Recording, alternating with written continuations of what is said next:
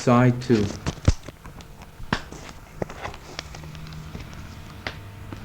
Well, that was a tightly knit operation. That was all carefully planned and worked out.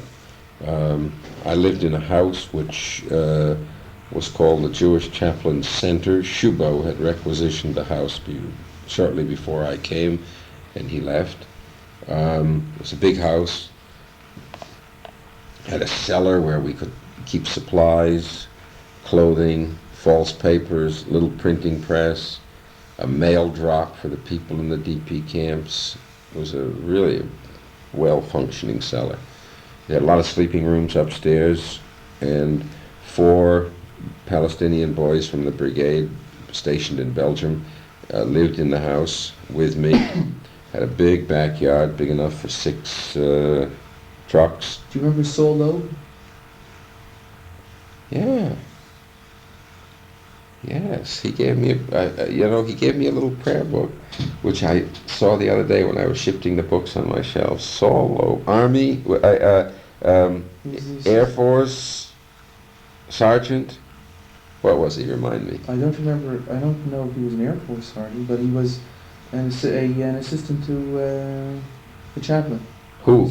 To Shubo, to Kurtzer, to Breslau. But not Berlin. He was in Berlin with Shubo. Uh-huh. And he just remembered you from a distance. But you were talking about that place. It was off a road, and you had to go in. It was like a circular road, half of a circle. Well, it was a big front yard, yes. It was off a main. It was on the main street. On the main street, but back. Well, set back from the highway. Back so that you could, it wouldn't be observed. No, it was observable. It was on the main drag, a street called Unter den Eichen, which is a main street going through Dahlem. It's now in the hands of some Arab group. Really? Yeah. That's interesting. You sure? Just a historical footnote. 78, 79, Unter den Eichen. Because Loeb went back a couple of years ago and he found out that... I went back some years ago and found it was being run as a wholesale house for a coffee company, Germans. And I went back, must have been a year ago. I just drove by the place. The street has now become a wide highway. The whole front yard has been demolished. The house sits right on the sidewalk, and there didn't seem anything abnormal about the place. I didn't stop. I didn't go. Well, when was the last time you were there? Aside from that, he was there in '60-something, I believe. Anyway, it's not important. Yeah.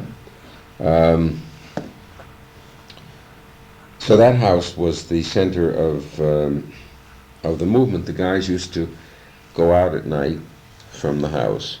You're talking about the people from Aliyah Bed? Yeah, and take the trucks, and I got the trucks from the army, and I got the gas from the army, and illegally? Sure. How'd you do that? Steal them from the motor pool. That's all. And what year we're talking about? 46, obviously. Yeah. And when in 46?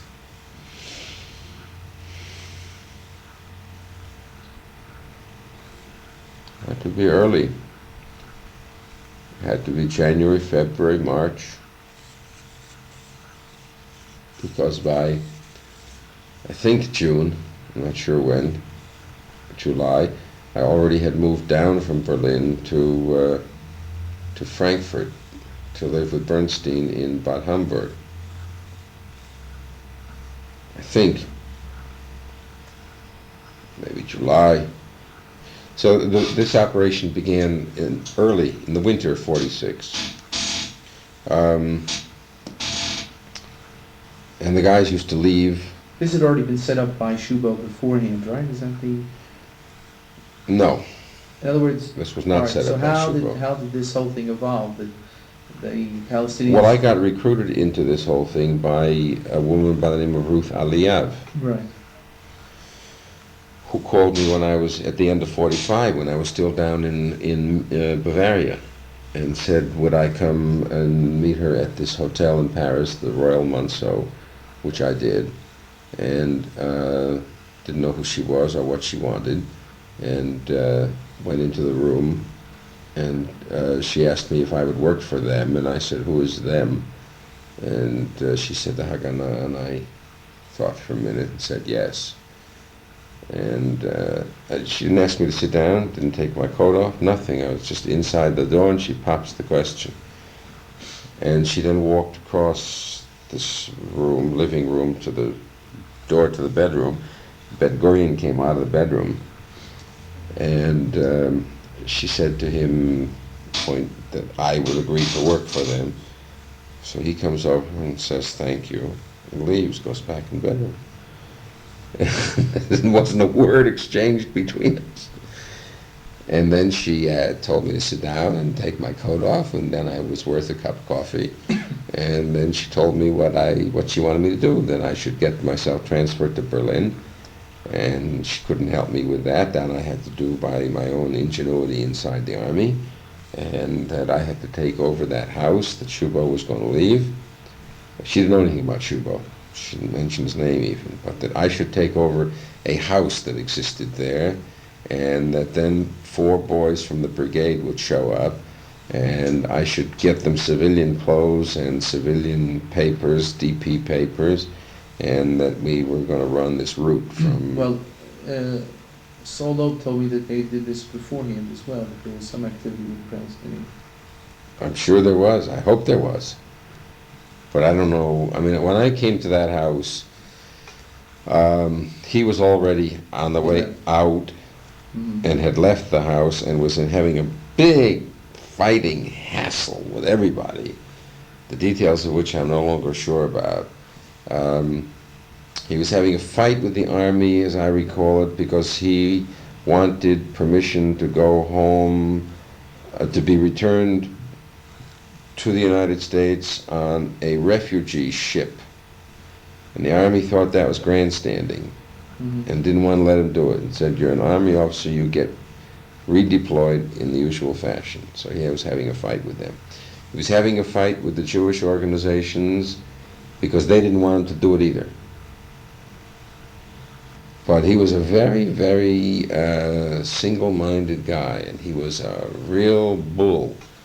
And he did it his way, and he walked down that ship in Boston Harbor, I think, carrying a Torah, coming down the gangplank with all these refugees after him, and he was bringing... What? He never told me that. He didn't tell you that story? No. He may not have wanted to raise the issue of the fight. And I'm not too sure of the details, but all I remember is Shubo was ending his career in Berlin in a big whole brouhaha with everybody. Army, Joint, Jewish Agency, Hayas. I now remember because they... Shubo or Loeb? Shubo. Oh, you mean the Shubo story is not Loeb? No, the story I told you was a Shubo story. Oh, Shubo, I'm sorry. No, Shubo I didn't speak to. Oh, I thought maybe you saw him before he died. No. No, Loeb maybe didn't know the story. Yeah, he probably didn't. I'm sorry. So anyhow, I came to the house, and I found a caretaker, not a caretaker, that's the wrong word, a Polish Jew by the name of Leo Bierstein, who now lives in Miami, and his wife were sort of the house father and mother of the house. They were living there, and they ran it. They ran the German staff, and they saw to it that the housekeeping went on. I don't know who found them. All I know is I was delighted they were there. And we became good friends, and we correspond to this day. So they saw your activity? They were aware of what Oh, was sure. So it might be worthwhile to talk to them? Yeah, I don't know how much they remember by now. So, they lived in that house over a year. They saw everything.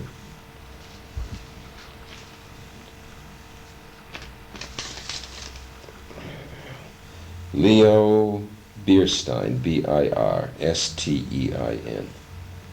1200 West Avenue, apartment 420, Miami Beach, Florida.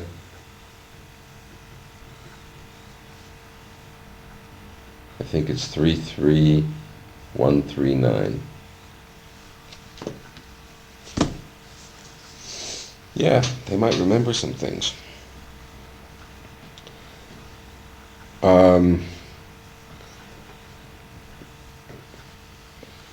I don't know. They had personal tragedy. They had one son who was kept alive in a Polish peasant's house in a small room under a staircase. So it was one of those slanted little rooms. 2 years inside that place turned him into a depressed, melancholic, and he was, after they got him, after liberation, he was institutionalized. And while they were living in the house with me, he was institutionalized in Berlin when they got visas to the United States. And he was the reason they didn't go to Palestine. They figured they could get better care for him in America. He was in an institution in America for 20 years until he died. So that may have had an effect on their memory, I don't know. But write to them, it's worth a shot. So that house served as the center of the movement, which went on every night at dusk. Those guys would take the trucks out of the backyard. The army must have known what was going on. Sure, the army knew. I never had hid any secrets from them. The whole business of the trafficking I was doing in cigarettes was the army was asking me, and I was telling them what I was doing with the cigarettes. They used to drive out at dusk through the Russian zone of Germany, northeast up to the town of Stettin, cross the border, pay a carton of cigarettes for every Jew, load by about midnight, and come back and hit Berlin by about dawn. The geography of the city is not known to you, but when you go out of Berlin, northeast section of the city was the French section. And so when you came back into the French section, part of Berlin called Wedding, Wedding.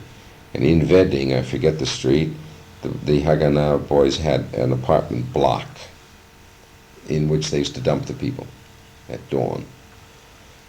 Let them sleep off the night and DDT them and feed them a little bit.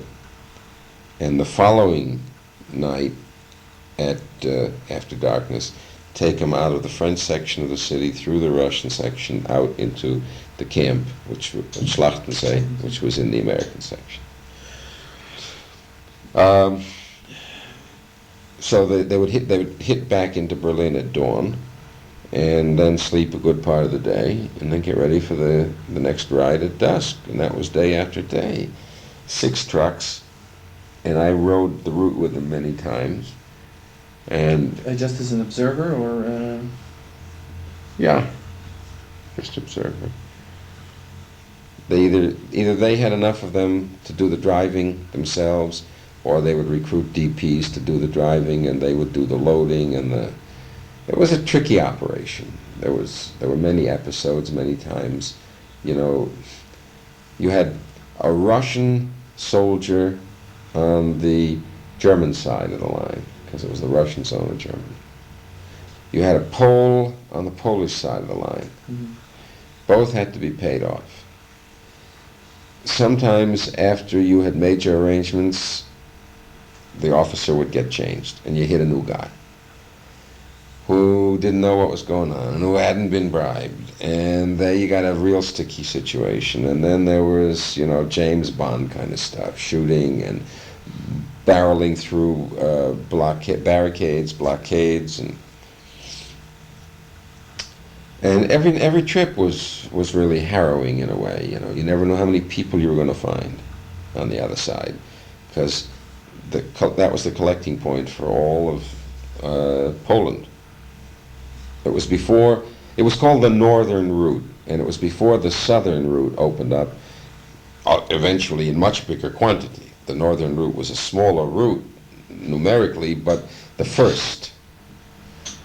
Until they used to go south through Silesia into Czechoslovakia, into Vienna, Salzburg, Munich, which was the southern route, north Stettin, Berlin, and then down into the American zone, was the only route, and the Jews would gather all through Poland and brought up to Stettin, and you never knew what you would find. You rolled in with 6 trucks, and you'd only have 50 people, so you only need 1 truck. Sometimes you'd find 500 people. So you would put 50 on a truck and throw the baggage away, because you could take about 45 people with baggage or 50 people without baggage. You had a lot of people, you made them throw their baggage away. And so every night it was just nerve-wracking. The cigarettes were the crucial part of the whole business. A carton of cigarettes was 1,500 Deutschmark, occupation marks, on the black market. That translated into 150 American dollars. $150 for a carton of cigarettes. I told you that whole story. You're right, you told me. Interesting story about that. You said that the soldiers were insensitive. No, I said it was hard. No. You said you could get cigarettes, but in terms of doing anything else, they were very insensitive to the plight of the Jews. And I looked over the interview with Rabbi Miller, and he mentioned the fact that he was collecting cigarettes from you. And he thought it was a fantastic thing that, each week they would be able to bring a footlocker of cigarettes. And his interpretation was that this was a tremendous outpouring on the part of soldiers to the needs of their... Yeah, I interpret it that way too. I didn't disagree with that, but all I said was, that's all they were willing to do. Right, well, but he thought that was enough. He thought it was fantastic. Yeah. I do too. I do too. I think I told you last time, if a guy got 1 carton a week, right. 10 boxes, right. 10 packs, and a pack of cigarettes would buy him a girl for the night, and he gives that away. Or a pack of cigarettes will buy a bottle of whiskey, and he gives that away. And he can't get more. He's rationed. I think that's a fine thing. He's giving away something which has real value to him.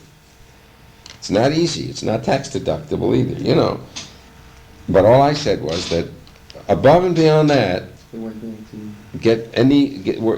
most of them were not willing to get very much more deeply involved.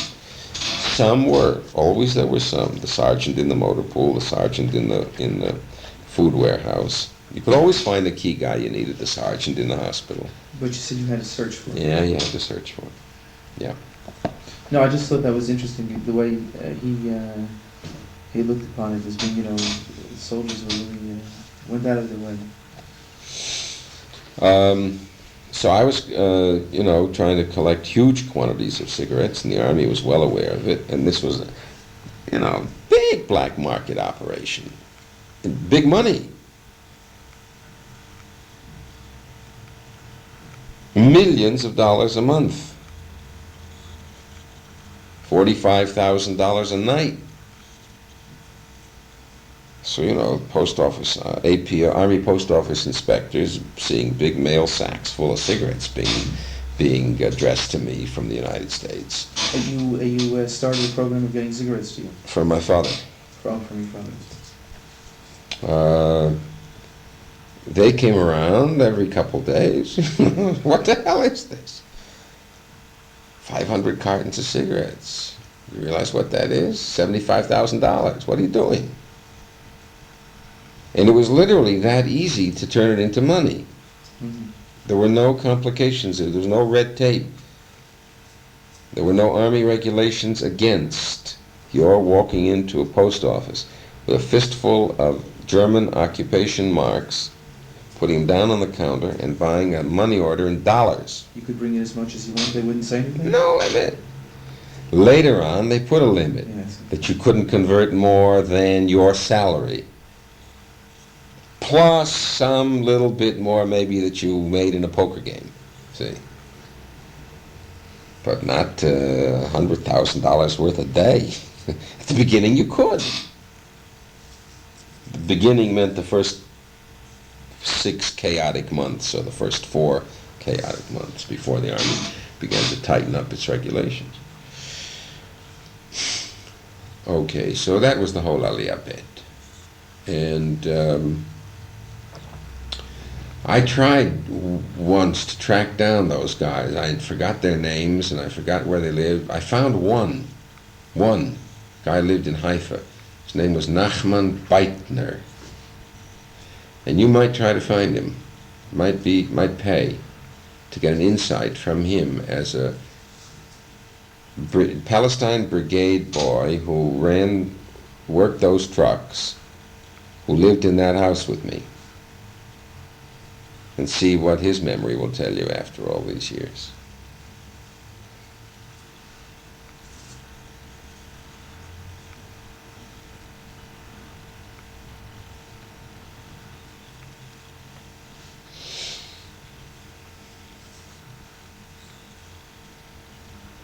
That's about it.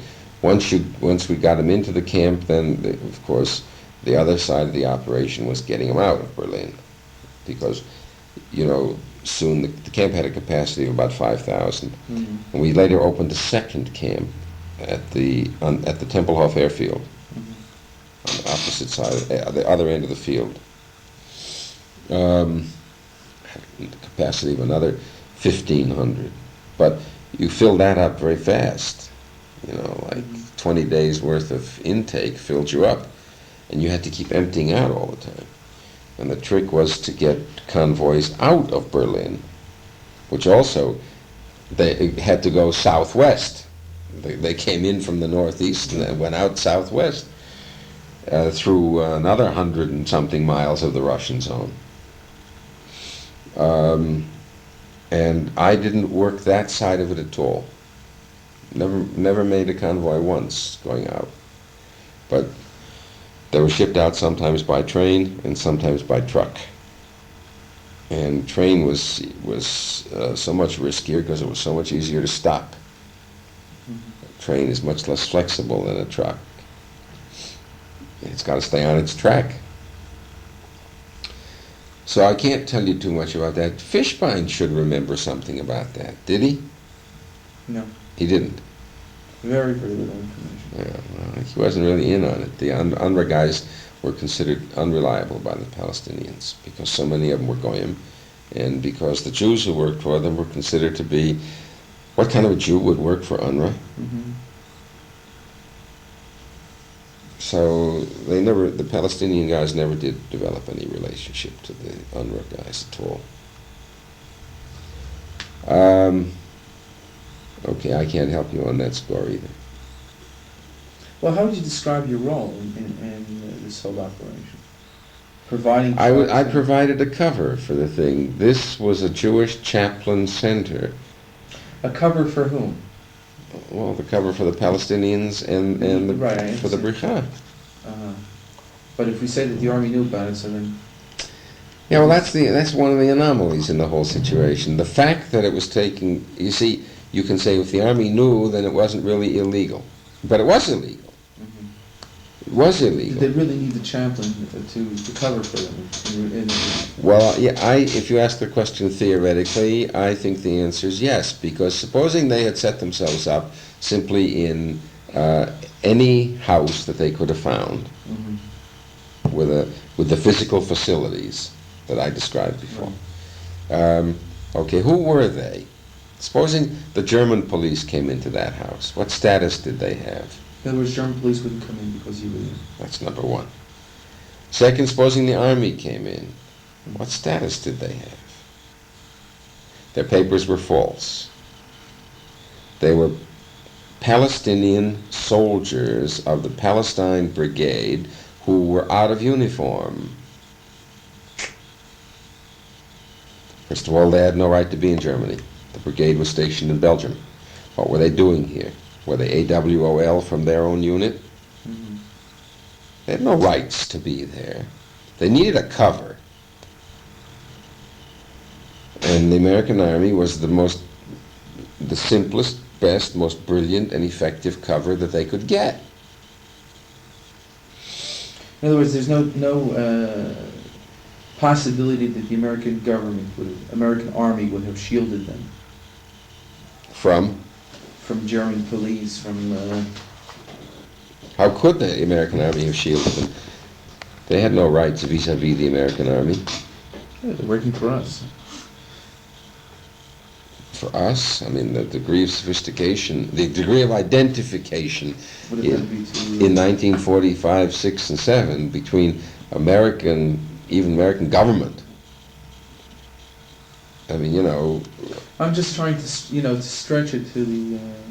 is there any possibility... There's no possibility that they could have functioned alone. The functioning that they did in Italy, on the Italian coast, was under the aegis of Palestinian units. Palestinian units were stationed in Italy. So they didn't need American army officers to steal vehicles for them. They had their own vehicles. Right. Those vehicles, they used to mark on the front bumpers HMJC, His Majesty's Jewish Company. I heard TTG. TTG was, what was that? Tilchas. I forget it's Arabic and Hebrew. Something rings in the back of my head, but I don't remember what it means. But His Majesty's Jewish Company. Tilchas Geschäft. Toches Geschäft. Yeah. Don't know. But this looked more official. See. So in Italy they had that cover. In France they operated undercover, but with a big camp as a base in the hills behind Marseille, a place called Grand Arenas, which they took over, a bunch of Quonset huts. And the Palestinians ran it openly. Palestine flag flew in the damn camp. And they weren't harassed or anything? No. They were harassed, but they weren't closed down by the French authorities. Well, but the French authorities just blinked an eye at it. But why wouldn't the American army even be more sympathetic? Because France was on their own sovereign soil of France. Here were the Americans inside an occupied country of Germany, with the British as their allies. Well, they didn't mind sticking it to the British. Yeah, but up to a point. They weren't going to stick it to the British the way the French were willing to stick it to the British. They were willing to go pretty far. Yes, yeah. But the point is that the Haganah decided, and I think wisely, that they couldn't operate without some kind of cover in Germany. Right. And the best cover was a Jewish religious officer who wouldn't betray you and whom you could count on and who would bust his behind to try to help you. Had there not, the historical question is, had there been no Jewish chaplains in the American Army of Occupation, would the Bricha have been able to function through Germany and Austria?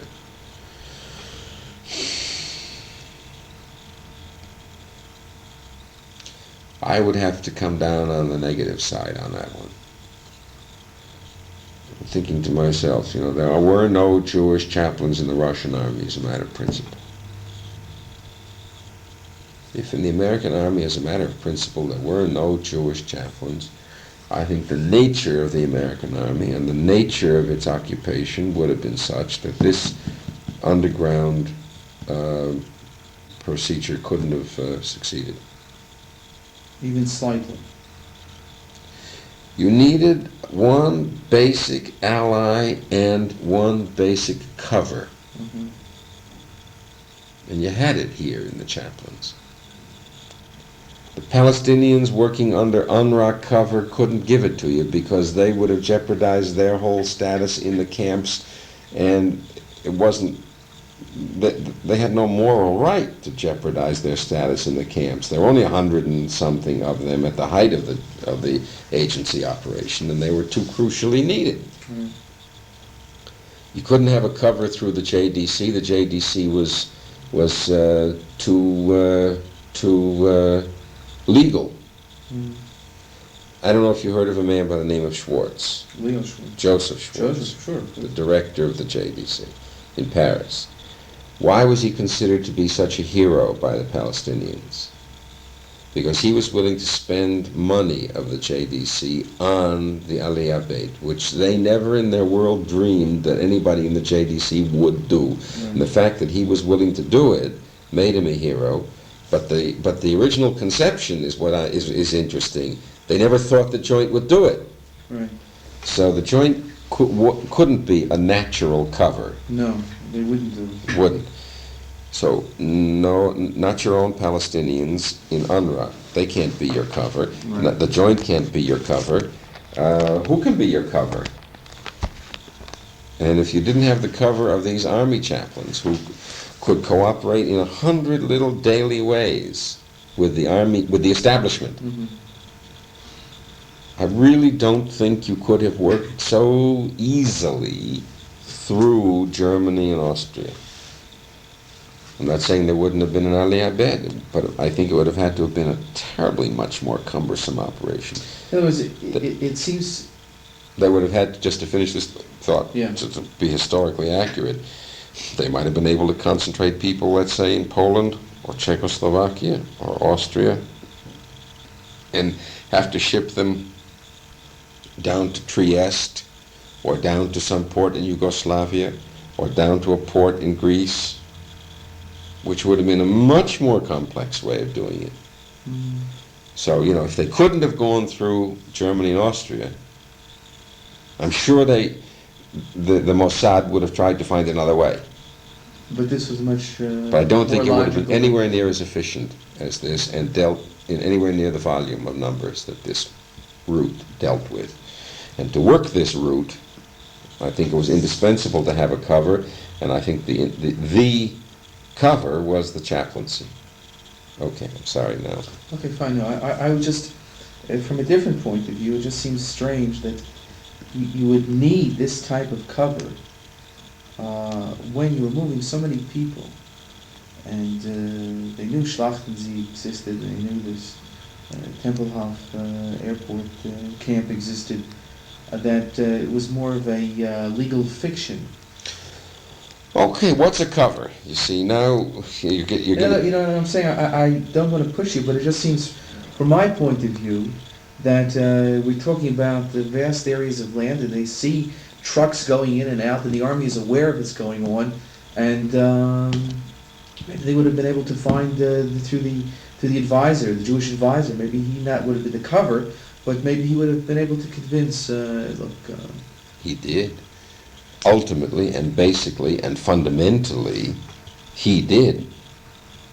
Not any one individual chaplain of us. After all, let's face that too. You remember what I told you when I said that if you asked me to evaluate Bernstein's work and say what was the single most important thing he did, the single one most important thing, it was to convince General McNarney and later General Clay to keep an open border from the east. I checked Professor Bauer's book on that, at that particular point, because Yeah. I remembered when you mentioned it, it clicked. Yep. And Bauer doesn't believe that. What doesn't he believe? He doesn't believe that, you mentioned that these sessions that you had with the various generals. He doesn't believe Bernstein turned the trick? Bernstein, these particular sessions, or this effort on the part of Bernstein, had that tremendous effect.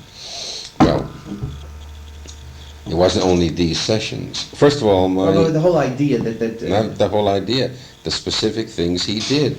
He came back from that trip to Poland, wrote his official report, said to McNarney to expect 160,000 Jews, wrote it officially, said to him to keep the border open, McNarney agreed, pending agreement in Washington. Bernstein went to Washington, spoke to Truman, got Truman's green light, came back with the green light to McNarney, orally and in writing.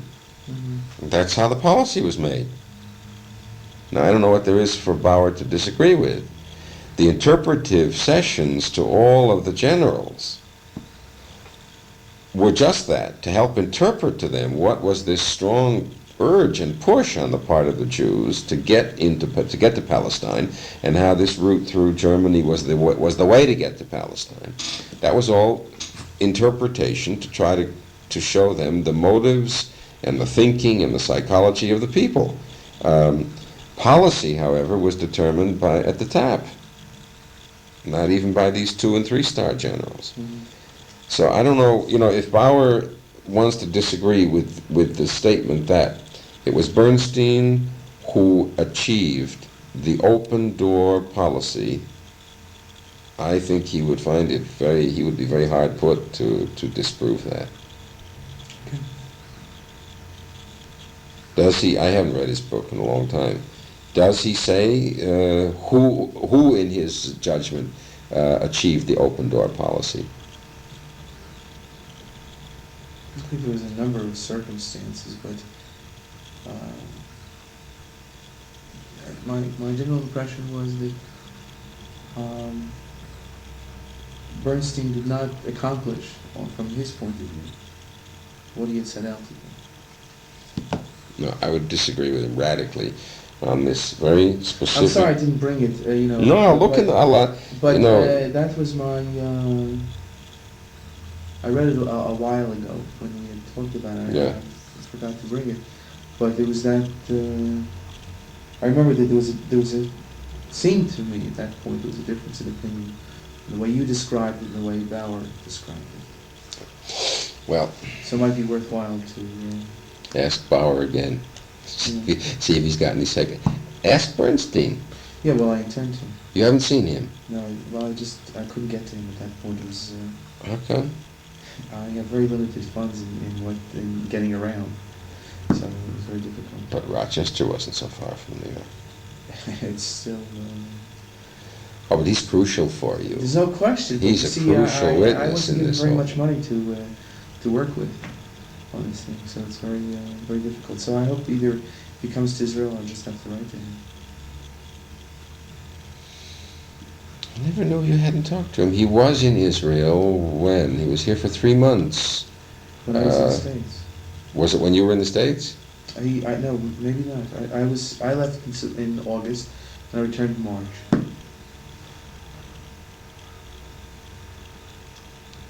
See, also He left. He was here while you were gone. And there's also a period of time when I just couldn't go to him and ask him questions because I still, but now you know. Now I have questions, At one point I was thinking about going, but there was no, just impossible. Oh, he's indispensable to you on this thing. You must talk to him. If you talk to Haber, no, I wrote to him. You wrote to him. Any of the other advisors, you talk to Hyman. Hyman, I see. Yeah. Leventhal. I have an appointment with soon.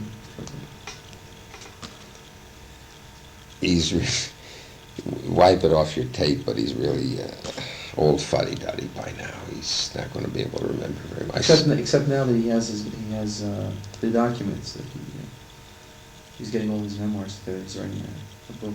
He's writing a book. Yeah. Not about that particular, about his whole career. Uh-huh. Okay. So on this point, don't confuse cover with secrecy. Let me use those two words. Okay, I think that's a good distinction. It wasn't a secret operation in the sense that nobody knew it was going on. Right. But it had a cover. What you called a legal fiction. A bunch of trucks are coming with a bunch of Jews. See, and if any American army official stopped them when they were entering Berlin, They could have said, well, we're going to the Jewish Chaplain Center. These are Jews, refugees. Well, maybe the sergeant or maybe the lieutenant or the MP, whoever was stopping the truck convoy, would say, oh, okay. Or, I'll go with you to see that that's where you're going.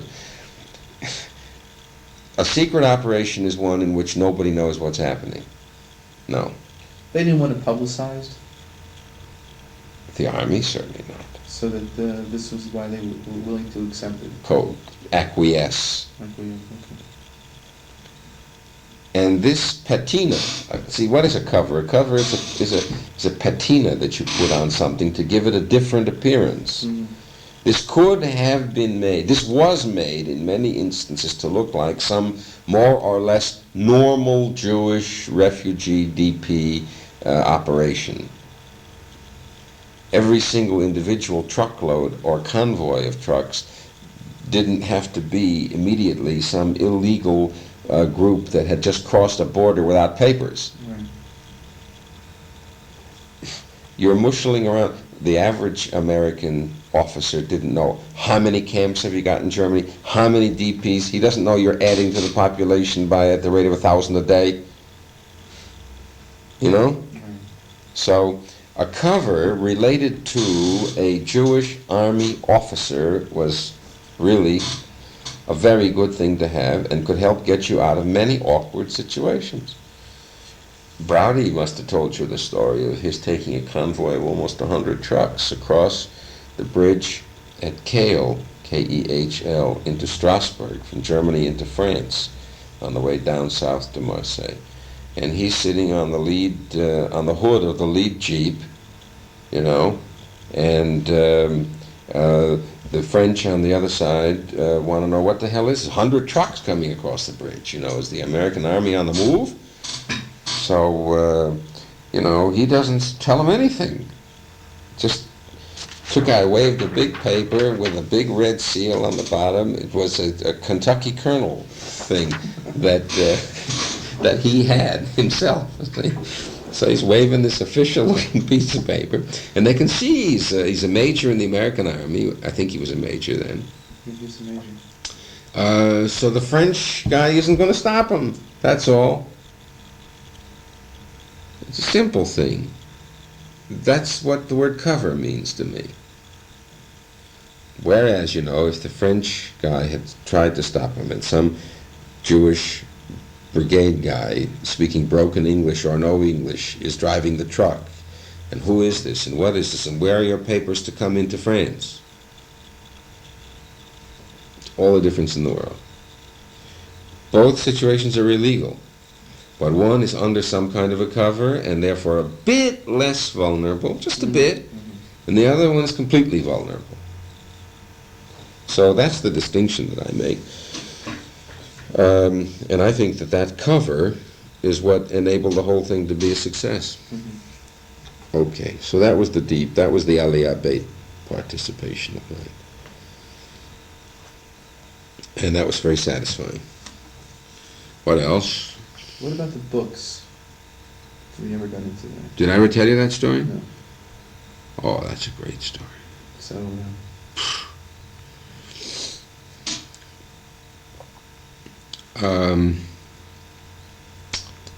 the Germans, you know, had collected immense number, millions of volumes, Jewish books, plus ritual objects, silver, Torah, crowns, and all sorts of things. And they had them in a warehouse in Offenbach, across the river from Frankfurt. And they were just haphazard. They were in there, not sorted, not cataloged, not even guarded very well. And there were always rumors that stuff was being stolen from there and leaked out onto the black market. And there was genuine fear on the part of anybody who cared that the whole damn thing might simply be dissipated and nobody knew what was in there. This had been stolen from thousands of Jewish communities all over Europe. Mm-hmm. What year are we talking about now? 46 still? When did you start? We're talking We're talking toward the end of 46, beginning of 47 already. Oh, so then I have something for 47.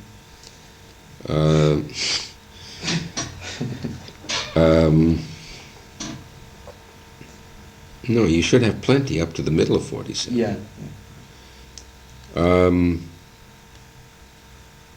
By some decision, and I don't know whose, I suspect some direct relationship between the Jewish agency and the American military authorities, Professor Gershom Scholem was allowed 90 days in the Offenbach warehouse. You want to stop? Yeah, I'll give you another tape.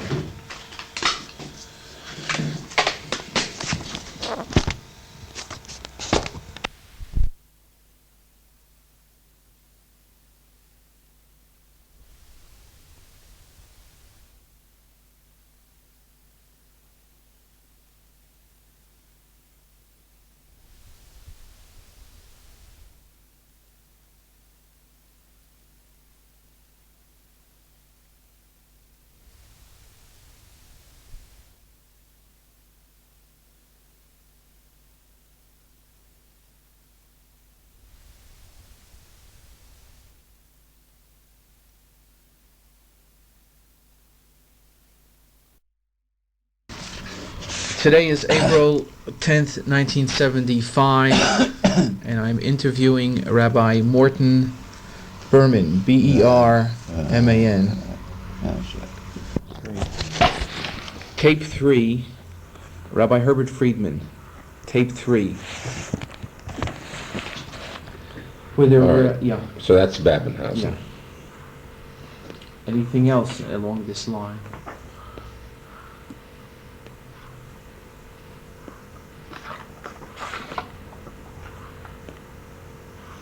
No, I can't think of any mass events. Well, wait a minute. There was one other, maybe you'd call it a mass event.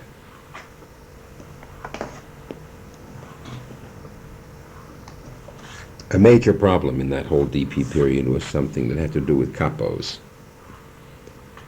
You know what a capo is?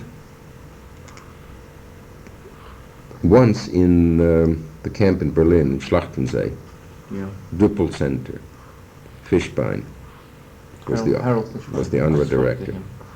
You spoke to him? Yeah.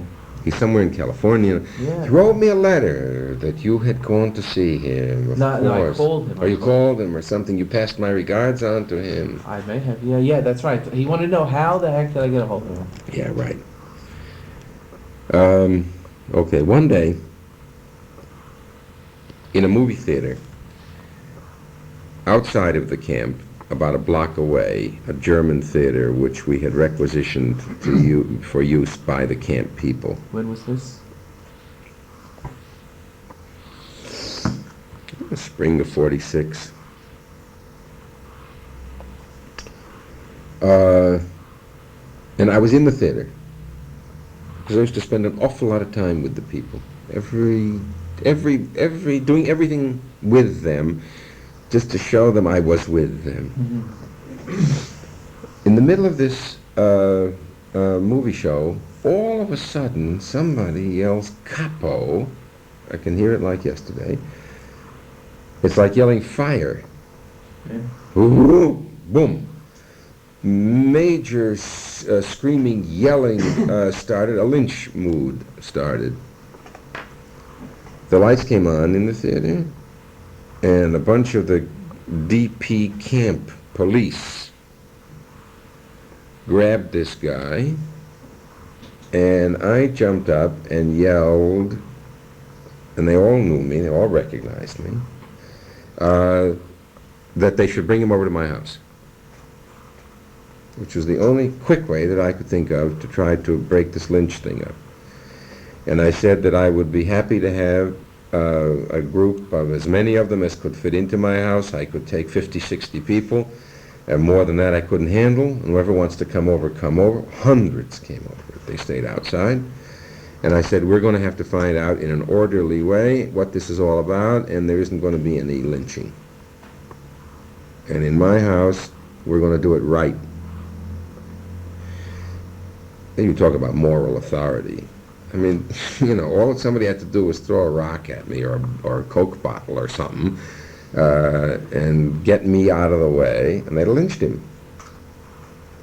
But they took it. Take him in my car, we go home, and we set up a drumhead trial right in the living room. And, you know, there was clear identification of the guy, absolutely clear, no question. Man after man stood up and said they recognized him from, I forget what camp he was in. He didn't really deny anything. He was scared to death, and he was crying and screaming, and he was saying, well, you know, I had to do it, and okay. By this time, of course, the German police are aware of what's going on, because there's a big mob around my house, and the American MPs are aware that and I saw only one way out of the thing. We finished what I call a drumhead trial, a few hours, because, you know, it wasn't a court of law, but it was like a court of law. I made him keep quiet. I made somebody try to take notes. Everybody had to give his evidence in order, not everybody yelling at once. I asked if anybody wanted to be a defense attorney for this guy. Somebody did. When it was all over, it was pretty clear to everybody in the room that this guy was indeed a capo in camp so-and-so between dates such and such. Okay, what do you do? We weren't authorized to pass judgment on him, punishment. So I said our only question was to decide whom to turn him over to. Whether we turn him over to the German authorities or whether we turn him over to the American authorities. That's the only question. We haven't got a Jewish court. We haven't got the authority to set one up. And I said, whatever you guys want to decide is okay by me. So of course they decided to turn him over to the American authorities. They weren't going to turn him over to the Germans, not even in the heat of the anger against him.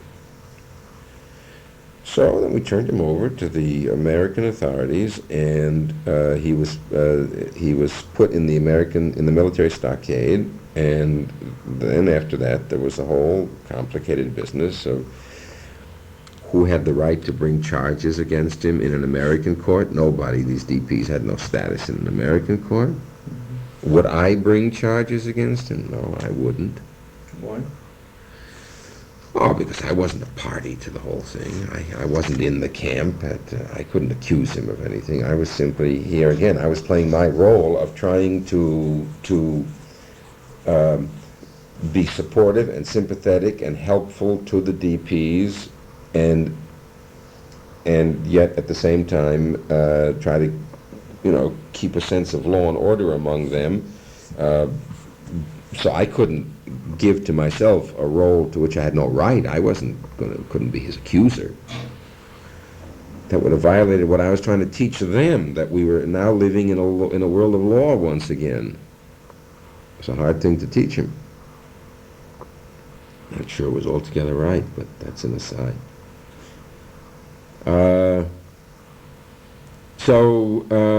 Ultimately, the Americans filed charges against him using the DP. The American Judge Advocate's Office filed charges against him of being a collaborator with the Nazis, which had been forbidden under the Nuremberg, under the rules which were being promulgated for the war crimes trial. Nuremberg. You're right. Yeah. Which wasn't held yet, it was held later, but they were promulgating rules of operation for that trial. And one of them was that anybody who had collaborated and cooperated with the Nazis was indirectly a war criminal. Okay, so the Americans brought charges against him.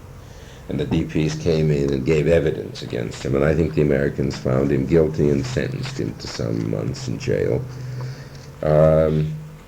But for weeks thereafter, until it reached its end, the camp was in a steady, slow boil over the thing, and all kinds of hysterical outflashes of people thinking they recognized capos, you know.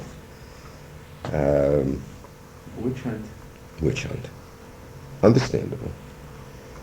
But there again, there was a mass episode that could have flared, and had they lynched him, and had there been a murder in that movie house that night, and had the German police come in and arrested lots of people, and then what? The Germans tried, because it was a German movie theater, civilian German movie theater. True, we rented it, Right. but it wasn't Army premises. It wasn't UNRWA premises. So the Germans would have brought some Jews to trial for murder. It would have been something. There would have been something all over again. So blocking that, you see, again, that's an example. That's really a good example. Just thought of it this instant. That's a good example of the role of a chaplain in trying to keep a balance in a terribly tense environment. Okay. Now, the role of the JDC. Yeah. I'm interested in understanding, as best as possible, what relationship the chaplains had with the JDC, and in particular your own involvement. As far as the first question is concerned, I think the relationship was probably minimal. Right. I think it was confined mostly to chaplains in individual places trying to get supplies from the JDC for some camp or some function. Some of the chaplains indicated that once the JDC came in, their job was over to a great degree. Other chaplains, not at all. Yeah, well, I would pass, my own judgment in the matter would be that the chaplain who said the former conceived of his role in a very limited way, namely providing supplies. So once the JDC was there with big quantities, he didn't have to any longer try to steal small quantities. There were a number of chaplains that didn't steal either. I know. They were content with chocolate bars from the PX, essentially. But those are the guys we talked about earlier who were in my book, Right. the more GI and the less... I don't know whether it's a matter of more GI or simply a matter that each person sees his job in a different way. Yeah. In other words, I find it strange when I see or when I read some of these incidents where, they're very proud that they went to a PX and the guy, where somebody else doesn't think anything of it, going to a storehouse and just taking. Yeah. Yeah, it has to do maybe with the guy's mother and whether she told him not to steal. So I think it has a great deal to do with personality. Sure it does. Has everything to do with personality. Yeah, it's just, some guys were more shy, more reticent, more moralistic, less imaginative. Inconceivable to some people to do any large-scale larceny. Yeah, it wasn't right. It's a risk also, personal risk. But the thing that comes across is, I wouldn't think of doing that. Mm-hmm. Mm-hmm. It's, Yeah. I call those guys very narrow-minded. They call themselves very pure and moral. Yeah. I don't know whether it was. I don't know whether we can characterize them as GI though. I just think that this is, Okay. All right, you're right. You're right. I accept that. So, your first question, the relationship of the chaplain to the JDC. Right. Mostly it was minimal. Really minimal. Your second question, well, and then you had some really negative, mainly Klausner, but there were a couple of others, who believed that the JDC was not good, not fair to the people, that the JDC was loaded with warehouses full of stuff and didn't distribute it to the people. Klausner once broke into a warehouse of the JDC, I think in Kassel or someplace up there, And I think it involved a bunch of shirts. I think something about shirt sticks in the back of my mind. And he said, what the hell right have they got?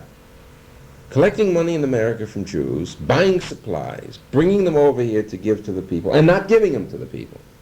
I'm going to break that warehouse open and get those supplies out and give them to the people. In other words, I'm going to be the JDC director. See? So that when you say attitude of the relationship of the chaplains to the JDC, mostly minimal relationship. A few guys, antagonistic relationship. Who else aside from I'll tell you, in the 44 and Joe Miller? Joe Miller could be. I don't remember offhand. Gene Cohen? Were you going to say what? In the 40? Well, in the 44 period and in the beginning of 45, there was a lot of letters going to JWB, complaining about the JWB. No, because they weren't there. They weren't there, and that was the burden of the complaint. Why isn't the JDC here? Right. Afterwards. No, but that's a different story. Yeah, no, I'm trying to think. No, afterwards we don't have that. But maybe that was a cry of anguish. You see, yeah. Why aren't they here? But really, there was an answer to that, unless the JDC wanted to airlift stuff in. There really was no way to get boatloads of supplies in as a private voluntary organization. And maybe you could say the JDC should have been more imaginative and forced the Army to carry stuff in on Army ships, which were landing, after June 6th, 44. But I don't know how to pass judgment on that. I don't know whether the JDC ever thought of it, or maybe they did think of it and couldn't get the permission. I just don't know. I think here was a question of the whole Jewish community, not only JDC working. In other words, JDC was not a political arm of American Jewry. No. And so that No, but that's not an excuse, even as a relief arm. If as a relief organization, and that was its clear mandate. Hey, but they're not the type of people that would go out and demonstrate and say, look, Okay. They sure aren't. I'm not saying that that's good. I'm just simply saying that's it. That is the situation. That was the situation, That yeah. was the situation. Anyway, your other question was my personal relationship to them. I just want to, you mean today they aren't as timid or as... No, they're not. Okay. That's why I put it in the past tense. Okay. JDC has altered in its makeup. The present president is a man by the name of Jack Weiler, who's a Polish or Russian Jew, which is quite an unusual thing for the JDC. Right, yeah. And his emotional attitudes.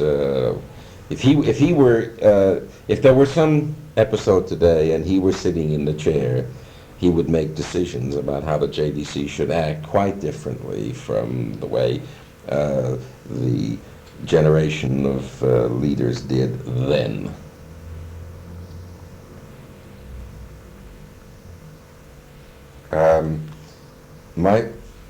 Oh boy, 5:30. My personal, 2 hours just evaporates. My personal relationship to them was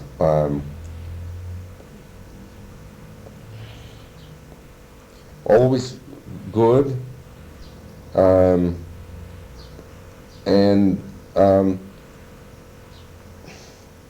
prodding insofar as I could prod them to do something which I thought they ought to do, and which they were maybe reluctant to do because of their natural conservatism. How did they view you? I mean, you were in a different category than most of the chaplains. Yes. So that's, we're talking about a different situation. Different, altogether different. So did they view you as more of a chaplain or more as an advisor? More as an advisor. That's what I would think. Yeah. So perhaps it's really not valid for this particular situation. The only period in my own work that would be valid would be the period when I was in Berlin before I went to Frankfurt with Bernstein. which was the first half of 46, in which there was a JDC team operating in the city. The director was a man by the name of Eli Rock, and the assistant director, and the other guys on the staff, I remember two very clearly, with whom I've kept friendship over the years. A man by the name of Henry Levy, who lives now in Mozart. Oh, he lives in Mozart. And I think it would be worth your while to talk to him. I met him before once. Oh, very good. I'll give you a number where you can get him. I thought he works in Tel Aviv. No? Very good. I thought he's in Jerusalem. Henry Levy, where the hell is he? 521 565. Okay. And another member of their team was a man who now works for the Bond organization in New York by the name of Max Helvarg. I spoke to him. Okay. Now, Mr. Helvarg told me that he felt that he as JDC worker took the bull by the horns and really didn't need a chaplain for the type of work that he was doing. That's okay. I would buy that. That team in Berlin, Rock, Levy, Helvarg, was an absolutely wonderful team. Those guys were great. There was nothing stiff about them, nothing reserved. They weren't holding back. They were the type of guys that would go out and steal. Yeah, they were great. I mean, I worked with them hand in glove. I wasn't the advisor. I had no status. I was nothing. I was the Jewish chaplain in the city of Berlin. But they knew that I was working for the Haganah, and I was running the convoys in every night and loading the people into Schlachtensee every day. And they knew how strongly I felt about it. And we used to eat together and drink together, and they were even friendly with Fishbein, which was unusual because there was not always a lot of closeness between the JDC and the UNRWA, especially when the people were both Jews. They worked well with everybody, and they were just a pleasure. And when I would say to them, hey, listen, you know, the camp needs this and this or that and such, boy, they were on it right away. Would you say it was a So complimentary that I would, type of relationship? yeah. We worked hand in glove together. So I can see what Helvarg would have meant when he said, look, we would have done it anyway had there been no chaplain there. He's absolutely right. He's absolutely right.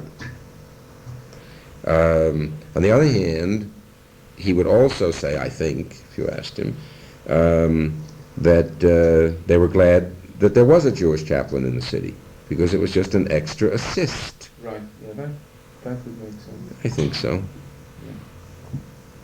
He didn't see anything particularly Unique. about Right. chaplain, because he was there too, and, you know, he did whatever was necessary.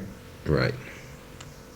Now, I just wanted to ask you about Fishbein, just for my own interest, because I've heard both good and bad about him. What was your...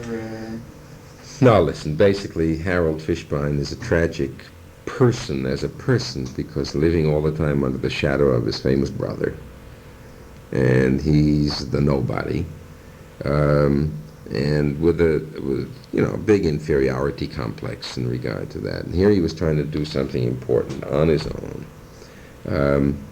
The strength of his Jewish feeling was good. The depth of his Jewish knowledge was nil. So that I don't know what bad things anybody would have said about him. sensitive. Yeah, to the okay. feelings of Yeah, the right. people. Right. He That's an wasn't. important thing. I mean, if you're trying to do a good job, that seems to me a He was a tremendous failing. He was a friendly camp administrator, without being terribly sensitive, deeply emotionally involved. Their pain wasn't his pain 24 hours a day. Then he could have been like any guy. But most of the UNRWA camp directors We're just, weren't even that caring. They just weren't. They were doing a job. They were really just, professionals. Well, that's So that I wouldn't fault him. I wouldn't fault him. Okay, fine. No, Fishbein was an American. Fishbein didn't have any European roots. I don't know if Fishbein maybe even had been born in America. Fishbein didn't speak any Yiddish. Fishbein didn't have any feelings of Russian or Polish origins. There was no emotional identification. He was a Jew. He was a Jew by religion and didn't know much about his own religion either. So what got him into being? Oh, I don't know. I think he was with the Red Cross during the war. He was a Red Cross officer. When the war was over, there was nothing for him to go back to America for. So he switched over from the Red Cross to UNRWA. He might just as well have wound up as the director of a camp full of Latvians or Hungarians. Mm-hmm. But he wound up as a director of a camp full of Jews.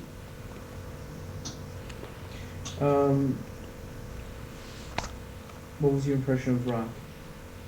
Eli Rock? Yeah, Rock also was a good guy, nice guy, fair guy, but minimal Jew. Minimal Jew, as a Jew. Right, I think he's since changed.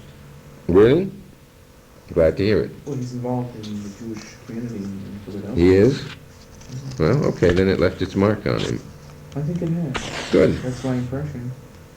He was a labor lawyer, I seem to recall. Yeah, he still is in Philadelphia. Still is. I saw him in Philadelphia. No, I liked him. Liked him. We were friends, really friends. So, my relationship to the JDC during that one period was simply a chaplain to a local team. But this seems to be a very unique JDC team. Yeah. It was a unique team. Did you come into contact with Ann Borden? Who's Ann Lippa? Oh, I know that name. I haven't thought about it in all these years. She worked with Klausner. I can't put a face to it. Haven't got any recollection. No. She was involved with the Streicher Farm. She was the one that took the initiative in getting in.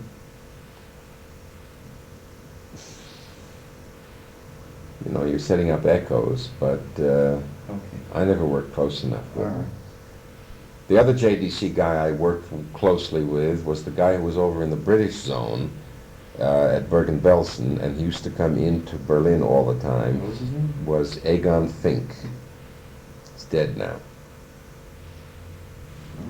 That name I have to come across. Yeah, nice man. A Austrian Jew, I think, by birth, who kept one step ahead of Hitler. I think he was incarcerated for a while, fled to France. When the Nazis took over France, he fled to Africa and joined the French Foreign Legion.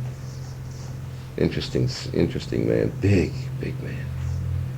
And then went back later as JDC officer in Bergen-Belsen. Do you have any contact with Bergen-Belsen? No, only through him. Because it was in the British zone. Yeah, I know. That's what I was asking. I thought. Purely personal. And then I would get supplies over to him, and there was a brigade team of Haganah guys working in the British zone, not very effectively, trying to get people into Bremen. But it was a very tiny operation, never got off the ground, never amounted to anything. The big route in was from the east, collecting point in Stettin, way up north in Poland, and then in Stettin, my boys and my trucks used to pick the guys up, 6 trucks every night, and bring them down into Berlin. Mm-hmm. You want to go into that in detail now, or should we finish with the JDC? As you wish. We're finished with everything right now. So Okay. right. Let's stop right here. Okay. And we can pick up, if you'll remember, I'll forget, Yeah, okay. pick up at 2 points. One, to tell the story of the Berlin Aliyah Bet, and 2, relations with the JDC once I moved into the official advisor's office, which would be, what was it, the middle of 46. Good. because then relations changed from being on a personal basis to being on a top-level official basis. Okay.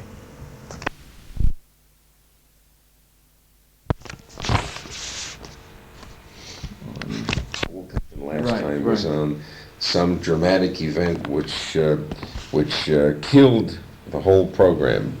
And you were hinting at the fact that it was because more chaplains couldn't be recruited because somebody had said, I forget who, that they were all doing black market. Well, that's too much. That there was some activity on that part. Yeah. And I've already written to Dr. Haber. Haber, right.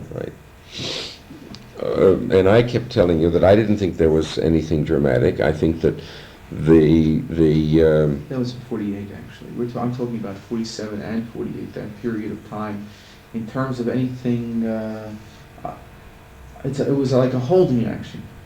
There were only 7 or 10 chaplains during that period of time.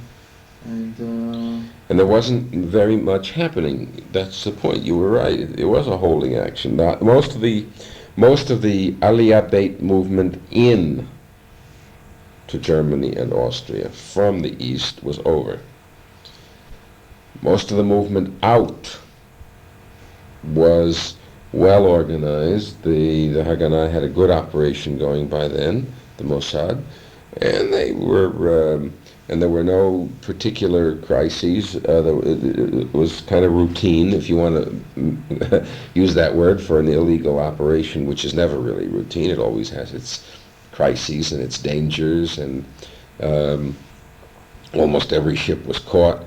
But that got to be routine after a while. So there wasn't any need for any more creative.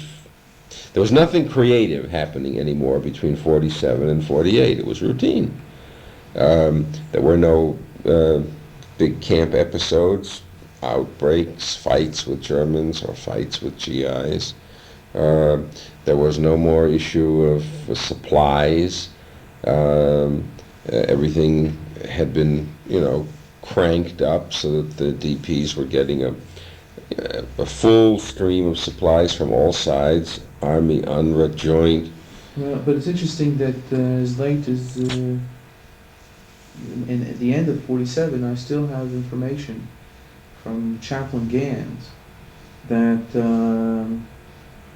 he's receiving quantities of various supplies for kids and for adults, clothing in the States. Routine. He might have organized some kind of a supply line to himself, but when I talk about the supplies using a capital T, I'm talking about a system.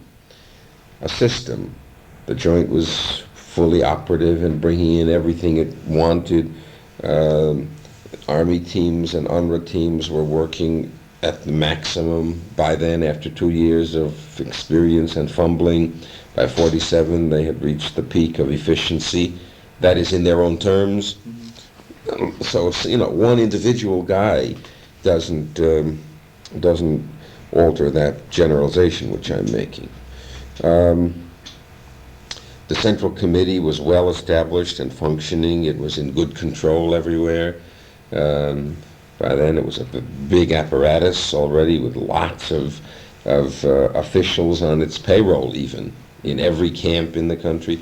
So that the period of improvisation was over, the period of influx was over, the period of outflux had not yet begun for masses. I mean, Israel wasn't yet established. There were no outbursts or outbreaks of anger. It was a routine, settled down situation for that last final year. And that's really the truth of the whole matter, which is why no dramatic action appears to take place. So it's actually... it's a historical winding down. So it's a 2-year winding down. The end of 46 was really the end of... No. Well, the end of 46 is really the end of the major incidents. No, I would say the end of the major incidents, by which I'm including everything, was about the middle of 47. By the middle of 47, it got to be quite routine. by the middle of 47. The great creative period, that doctoral thesis is correct in one point. The great creative period was the Bernstein period. He's correct in that. It's not that you said, I think he makes Bernstein a tin Jesus. Really, what he's pointing out is that the major things happened during Bernstein's period. After that, there wasn't much that any advisor had to do. It was what you call a holding action. Just keep it going, that's all. Make sure that nothing extraordinary occurred that couldn't be handled. The mere presence of the advisor there simply was a reminder that these DPs have to be continuously taken care of, that's all. But there was no more historically determining event. No more events that took place. And that's really the way you have to look at it. From the middle of 47... Why do you pick the middle of 47? Well, because by that time, the whole exodus from Poland had ended. See, I call the end of the creative period the end of the big convulsions. The biggest convulsion of all in the whole DP period was the exodus, the movement from east to west. Right. Okay. The heaviest portions of movement took place in the fall of 46 and the spring of 47. And by the summer of 47, it was over. There wasn't any movement coming from the east. It was all over. They were all in. So the height of the DP population can be said to have existed, let's say, by the middle of 47, summer of 47. I think it was 64 camps and 250,000 people. And that was the peak. Now, the chaplains there were only about 7 or 8, between 7 and 10 during that time. During what time? From that time on? Yeah. So that there wasn't any great need for more, perhaps. Perhaps not a great need, or in fact it was difficult getting chaplains. Both. I would put it this way, you see. Yes, it was difficult getting them. But had the need been there, they would have gotten them. That's the point.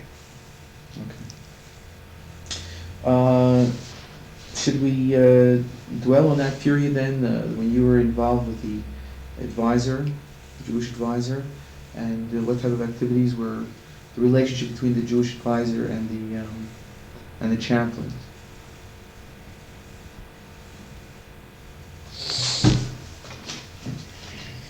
In other words, we mentioned... Hard to remember. There wasn't really any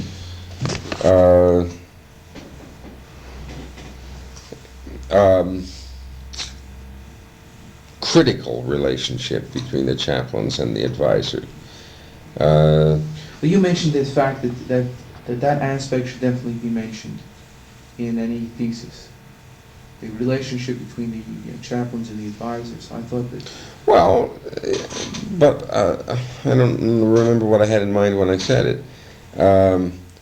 We were talking about the various relationships, the relationship between UNRWA, the relationship between Aliyah, between the Bricha, between all of these... Really, the advisor was sort of...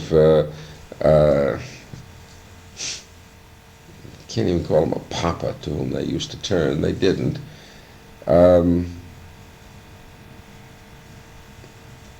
He recruited that whole second wave. Right. And therefore, in a sense, they felt they weren't responsible to him in any military sense or even in any organizational sense. They didn't have to make reports to him. They didn't have to tell him what they were doing. But the fact is that they did. I was groping before. He wasn't really a papa to them, yet he really, in a way, was. They wanted to have somebody to whom they could tell what they were doing. So they used to come into the office all the time, wander in, and they would just chat about what was happening in their area, their camp, the last convoy. And there were sort of eyes and ears, informally, for him, telling him things which he might not have known otherwise, because he didn't have a whole staff of people out in the field. Right. It was just Hyman and me. and we both traveled a lot, but we couldn't be everywhere. You were the troubleshooters. Yeah. Yeah, well, from some of those reports you could see. that, right. Yeah. Well, when you were out in the field, for instance, when you were making these reports, did you come into contact with chaplains? And, No. Usually not. You were sent to places where chaplains didn't exist? No, not necessarily. But if I went out either to make a routine visit, so I would go to the Army, the UNRWA, the Joint, the agency, and there wasn't a chaplain based in a camp. Went around. That's right. And if it was not a routine visit, but if it was a visit as a result of some flash problem, then I would always run into whoever was the nearest chaplain, because he would have been attracted to the fire also. Mm-hmm. And I'd find him there, usually. Then you'd... So I'd get his version of the story, and then you usually, brief him, fill him in on it, and leave him to try to soothe down some of the burning fires. Mm-hmm. Remember any particular incidents where that may have happened? That's your general... That was just standard. The chaplain was the person to whom you went to in that type of situation. In other words, rather than the JDC worker to smooth out the problems. Yeah, I didn't go to JDC workers to smooth out the problems, or even the agency workers, who in a way were closer to the people, because the agency workers represented Palestine, and the JDC workers represented, American do-gooders. So what you're saying is that the relationship was closest with the Palestinians, second with the chaplains, and third with the... Yeah. It really is true that the fact that they came from Palestine... No, that was the magic. Because that was where the people wanted to go, 95% of them. And this was these Palestinians in uniform with the authority of... with the same authority as an army officer or an UNRWA officer. Mm-hmm. So that was the dream, that if you had your own independent country, you could be equal to everybody else. And there was a living proof of it. So the DPs, who were operating under this inferiority complex, after all the years of suffering, were only dreaming of freedom, and freedom meant independence and status came when you saw the Palestinian in uniform.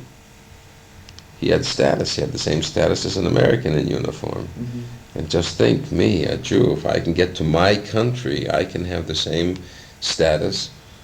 So the Palestinians had the best working relationship with the people.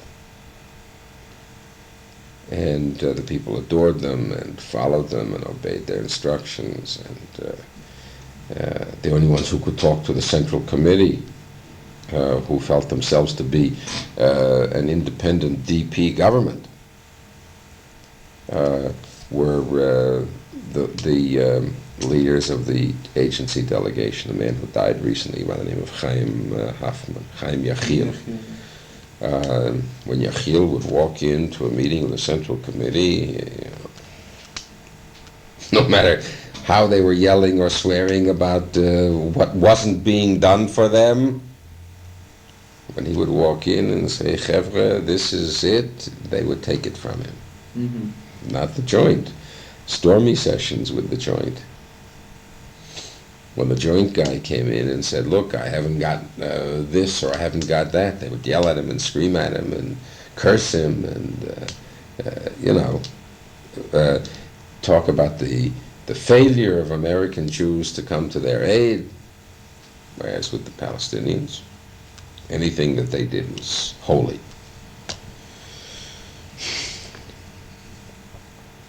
So the relationship of the advisor's office to the chaplains was non-official but close, and they sort of all felt they were on his team, and they sort of all felt that they were not working for him but working for the same objective of trying to help the people in the camps.